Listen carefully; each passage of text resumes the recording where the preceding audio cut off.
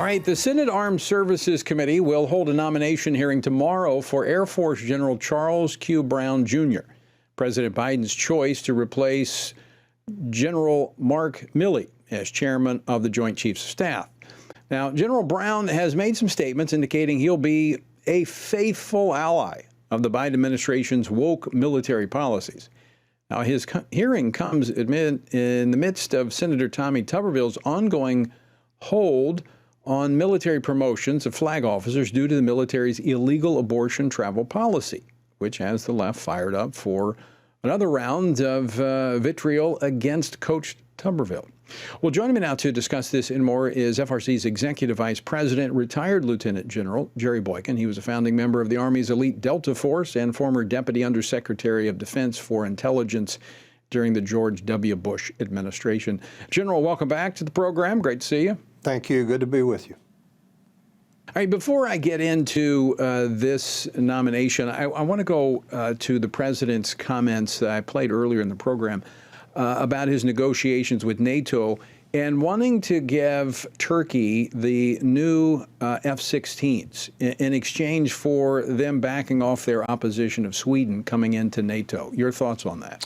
My thoughts are, I went up on the border of Turkey and in 2018, and Michelle Bachmann and others were with us, and we went up on the border there with Kurdistan, and we went up to a school up there that had been bombed by the Turks, and they said they bomb us at least 2 or 3 times a week. In that particular case, they had killed children. And if you ask anybody in there that knows what's going on, they will tell you that the Turks are routinely bombing across the border into what we would consider to be sovereign territory there in Iraq, which a portion of which is Kurdistan.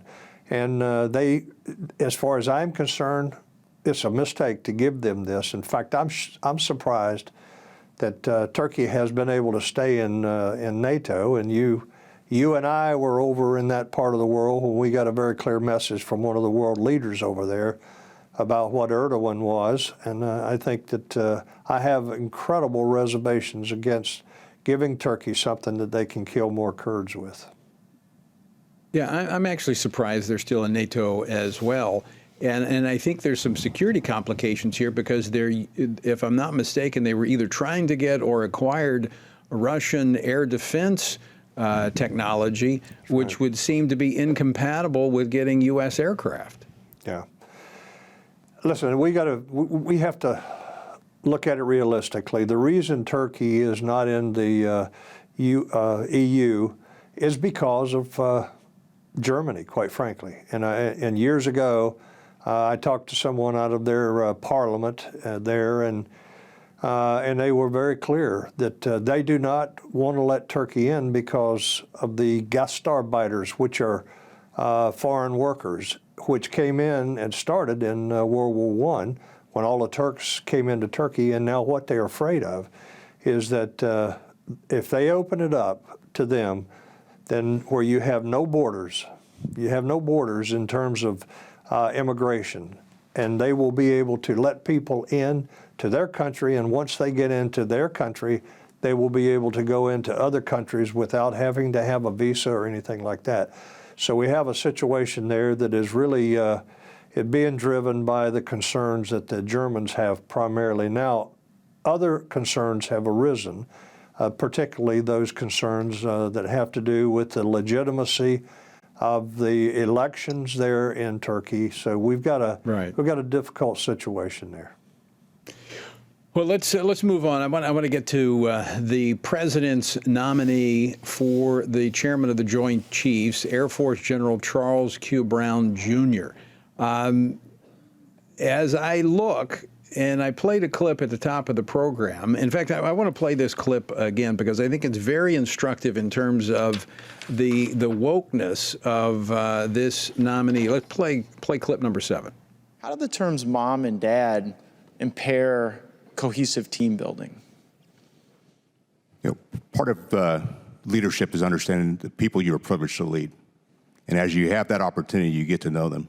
And every one of us grows up differently and has different experiences, different backgrounds. And we can't assume when we engage with them. You buy that? No.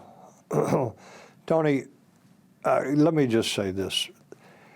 Our military is in a very difficult situation right now. Not only the recruiting and the retention as a result of our youth not being fit for service, but this period of time between, actually, it started in the Obama period when we've started this woke stuff, and we're wasting time, and we are, quite frankly, we have people that are not ready to fight even though they're in the military because they've lost a lot of their opportunities to train and be ready.